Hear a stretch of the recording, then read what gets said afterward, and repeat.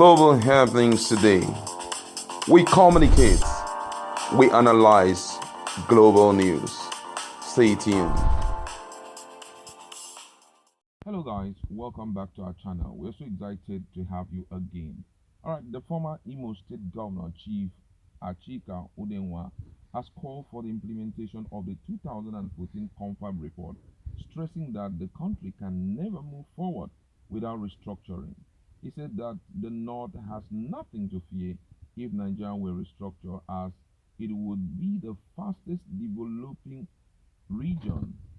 When he was being interviewed, there were some questions that he was being asked, and we're going to be looking at that. One of the few questions was about advocating for restructuring, what his positions were. And according to him, he said that he supports restructuring, and he went further to say, I am part of those who have been talking about restructuring, but that doesn't mean that restructuring will solve all our problems. Our attitude is also important. If we restructure, we must also have the right positive attitude towards governance. We must change our present attitude. You cannot run this country the way it is today and expect everything to change. Nothing will change because we have got a situation that our attitude is why we grab what is available and not how to create and increase productivity. Our GDP not looking at our competitiveness in the international market. What we are doing today can never bring progress. Our productivity is going down while our population is going up. I don't know of any economy that will work on that basis. We have to restructure. Honestly, we have no choice. He went further to say that the federal government should reconsider again the 2014 National Conference. According to him, he said, let us go back to the report of the 2014 National Conference. That should be our starting point.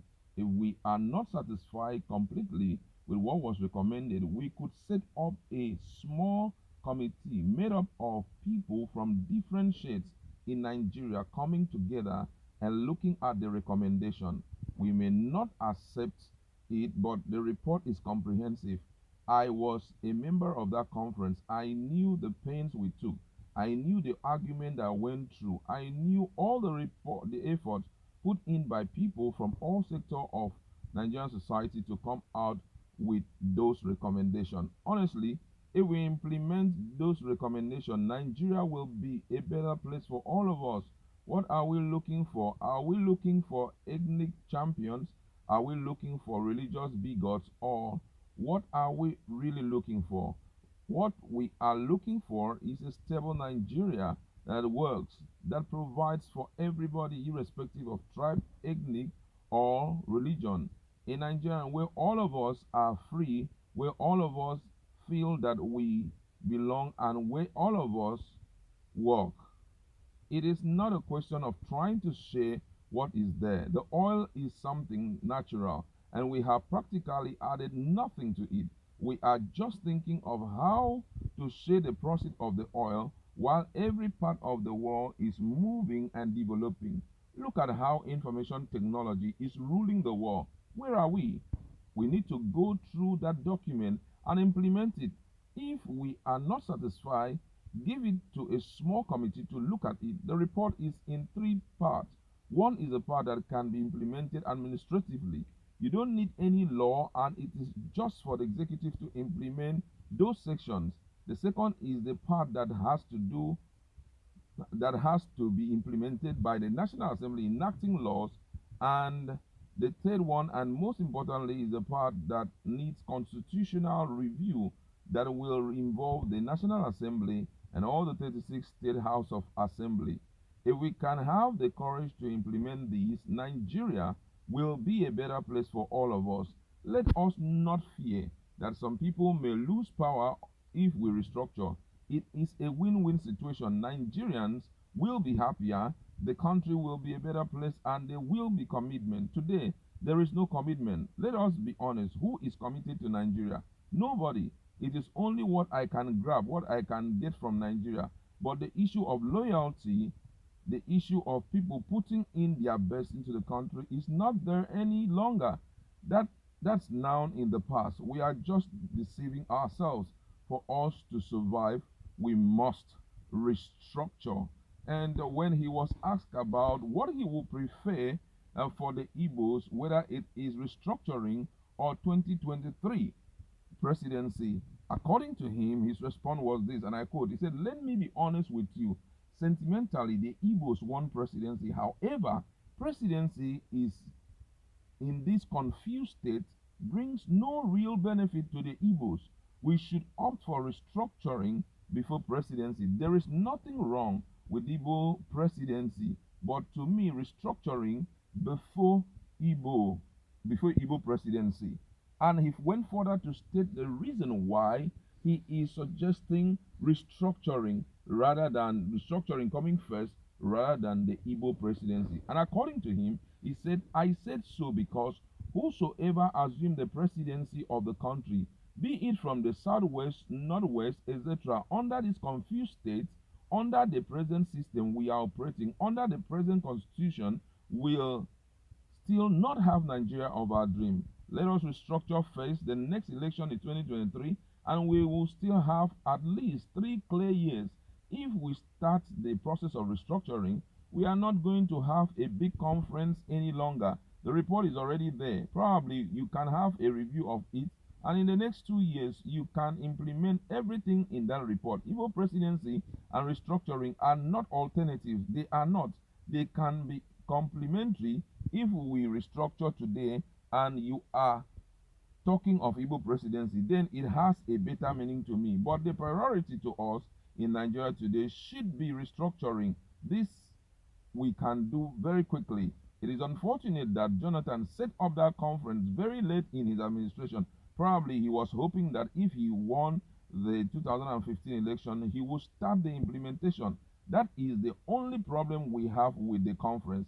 If this present government is determined to implement that report, in the next 2 years, it will be fully implemented.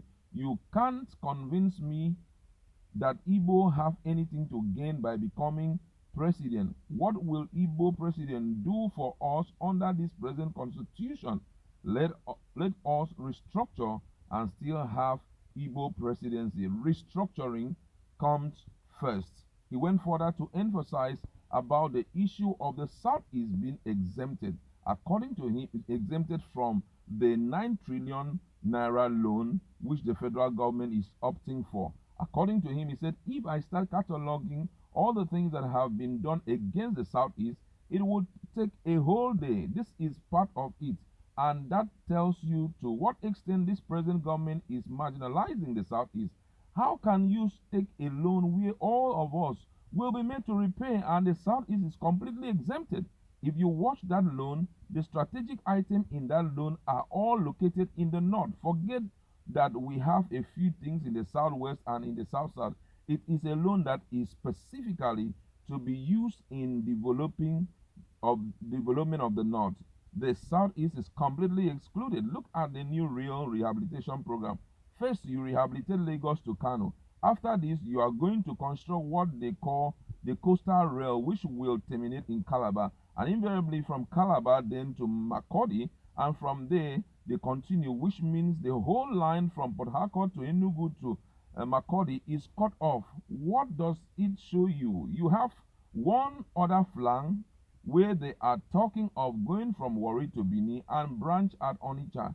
It shows you the southeast is completely excluded from that railway program. Are there other railway lines more viable than Port Harcourt to Enugu to Makurdi and continue? That one is a more viable route. It is the old rail line. You want to rehabilitate the old west line and you cancel the old eastern line and divert it through Calabar to the north. What are you telling us? Are we daft? That is the issue of the day. Some of our legislators were good enough to point out this. That has been the problem, and you can think of 100 ways that the Southeast has been marginalized.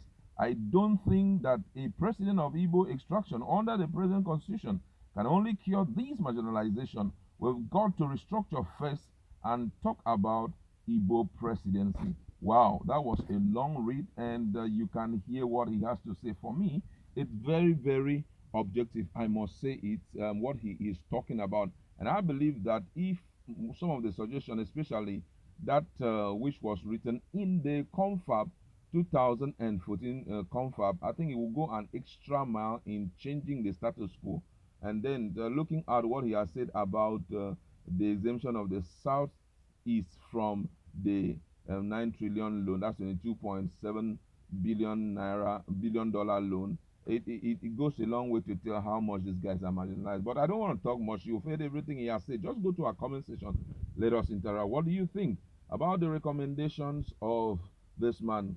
Igbo presidency before restructuring, or restructuring before Igbo presidency? Let's interact.